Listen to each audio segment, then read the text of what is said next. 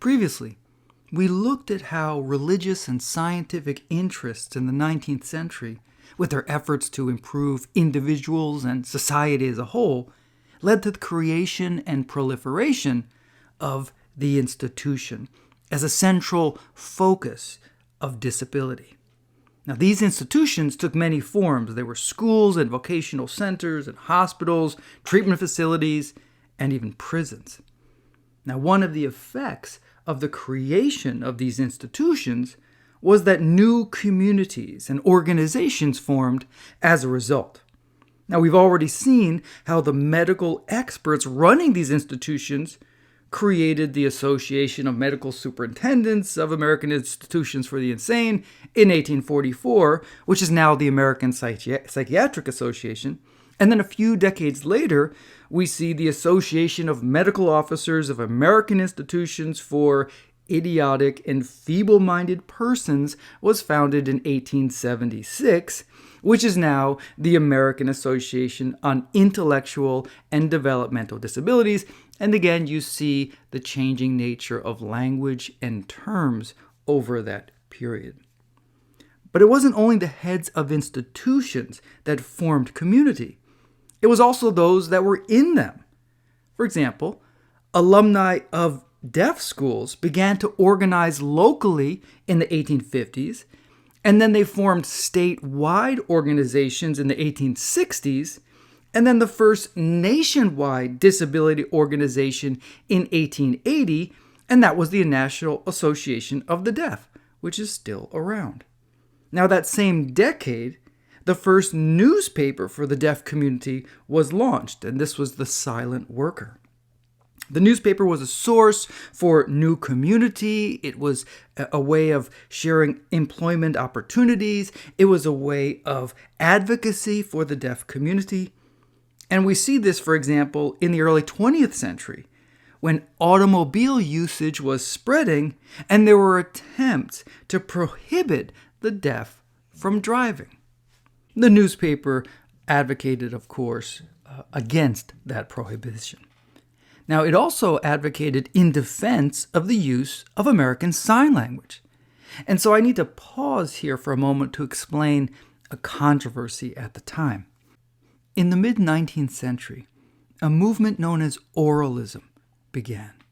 And this sought to eliminate the use of and the teaching of sign language in favor of lip reading, with the expectation that oralism would facilitate integration between the deaf and the non-deaf community. Now, advocates of oralism banned the teaching of sign language from institutions for the deaf, requiring instruction in oralism alone as a means to overcome, they thought, marginalization. Now, one of the most prominent proponents of this was Alexander Graham Bell, inventor of the telephone, who was influenced by eugenicist ideas, and he worried about the clannishness, again, this is his view, and the insular deaf community perpetuating bad genes through intermarriage. Again, these are eugenicist ideas at the time. But the deaf community resisted. Deaf students continued to use sign language outside of official settings.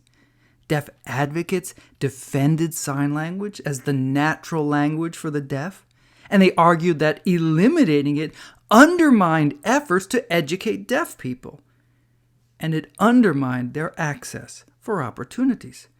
The Silent Worker defended sign language, as did the National Association of the Deaf. And in 1909, the first manual of sign language was published. And in 1910, the National Association of the Deaf made films to promote it. Bilingualism was greatly preferred to lip reading alone. And today, American Sign Language is recognized as a valid and influential language.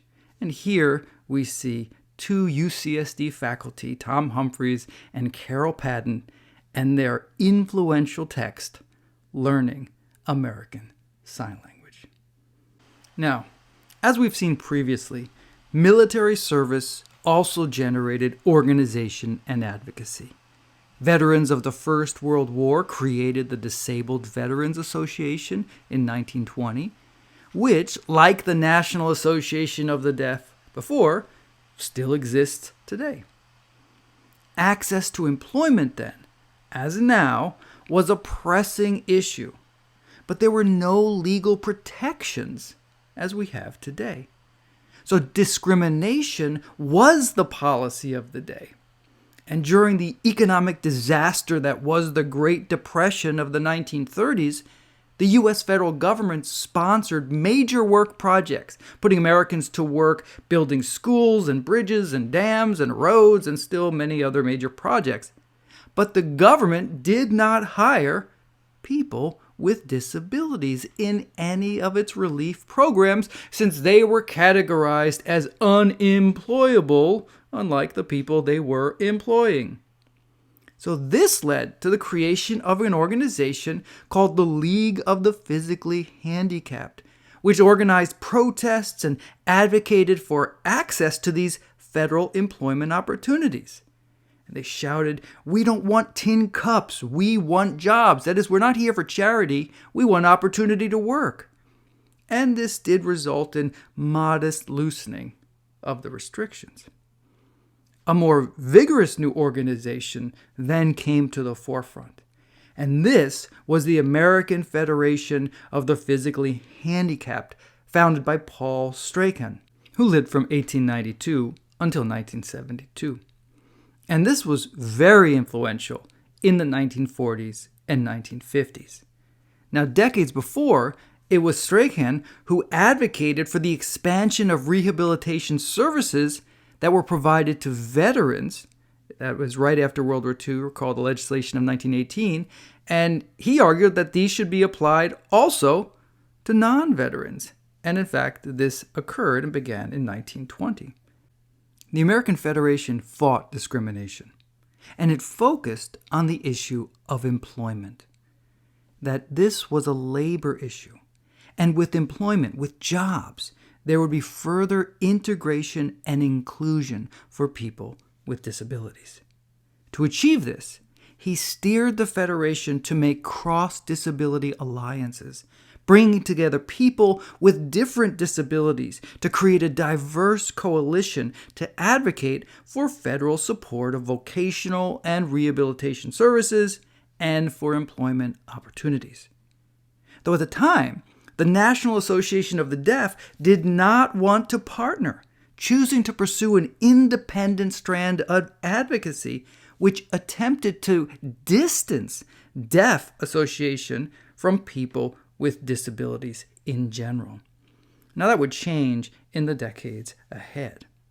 Now, Strachan called for a federal agency to be created that would help with assistive technology like wheelchairs, education, training, employment, access. He understood this to be a matter of rights, and that pointed to the direction that disability advocacy would take decades later. Now, Strachan asked, why, oh why, is it that here still exists this unreasoning, unjust prejudice against millions of handicapped people? Why cannot industry and the public generally realize that we too aspire to the comforts, the feeling of security that comes from fair recognition of our rights as citizens and our needs as handicapped? Hopefully you see the powerful ideas he's expressing, and this also reflects the language of the time. In his efforts, another coalition was formed, and that was between disability advocacy and labor unions, which also recognized their role in protecting and providing for all American workers. Now, Strachan recognized that social attitudes had to change, and that empowerment and not charity was required. And this necessitated an understanding of a person with disability that transcended reduction to a medical model, that people with disabilities were somehow broken. Now, this organization and advocacy was in contrast to charitable organizations seeking to help people with disabilities. Now, their aim was fundraising for research and charitable purposes. Such organizations included Easter Seals, which was formed in 1919, and that was originally called the National Association for Crippled Children. Another was the National Foundation for Infantile Paralysis, later called March of Dimes, and that was founded in 1938 to fund polio research and rehabilitation. Now, the purpose of such charitable organizations had laudable goals.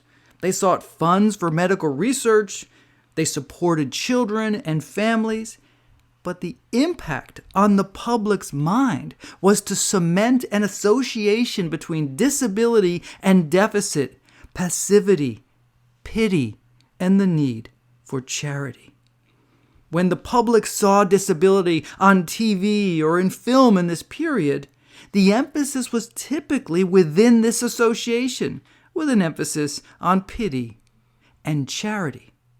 Now, this was a stark contrast to the empowered advocacy of organizations like the American Federation of the Physically Handicapped or the National Association of the Deaf.